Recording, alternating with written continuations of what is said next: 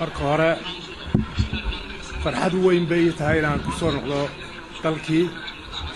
annagoo nabad qabna iyo dalkii oo nabad qabay tabaan ku soo noqno aad bay farxad weyn ugu tahay intii muddo dalka waa ka maqnaa waxa ku maqnaa safar baan ku maqnay dalka Faransiiska waan soo maray wuxuu ahaa dalka Ingiriiskana isaga sifa rasmi kuma aan tagin laakiin waxaan ku tagnay sifa khaas ah baan ku tagnay oo nasasho iyo muxuu ahaa caafimaad iyo ku saabsan iska soo jagaleen iyo caynkaas marka halka dalkaan soo maray mid walba waxaan la kulmay jaaliyadda Soomaaliya dawladda Faransiiska marka hore waxaan la kulmay dawladda Faransiiska laftigeeda ayaan la kulmay wasaaradda arrimaha dibadda baarlamaankooda ay sanadka ayaan la kulmay odayaashooda ayaan la kulmay qaybo badan oo bulshada ka mid ah ayaan muxuu ahaa la shirro la kulmay shirkadda weyn ee Bolaare la yiraahdo maalgelisa oo doonaysa inay maalgashato dekada Berbera waxay la qabsato ayaan iyadana la kulmay si wanaagsan baan lagu soo dhaweeyay madaxdoodii mas'uuliyiintoodaba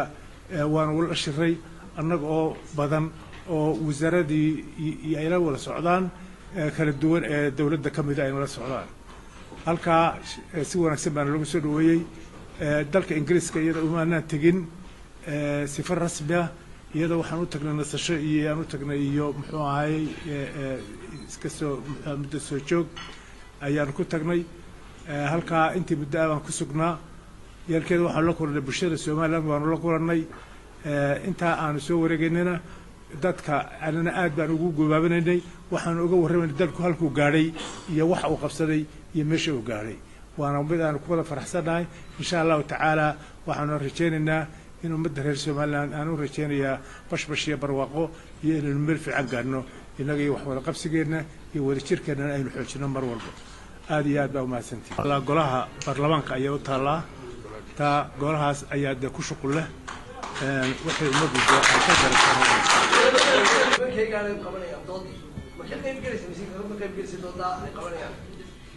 doodaha qaranka ku saabsan qaranka waxa qaban kara qaranku ciddu u igmaday buu qaban karaa u doortay dawlad buu u doortay si dimuqraadi ku doortay madaxweyne u doortay anaa madaxweyne la doortay doodaha qaranka waxa qaban kara oo kaliya dawladda cidda ay qaranku u igmada qaban cid kale ma qaban karto dood qaran ay leedahay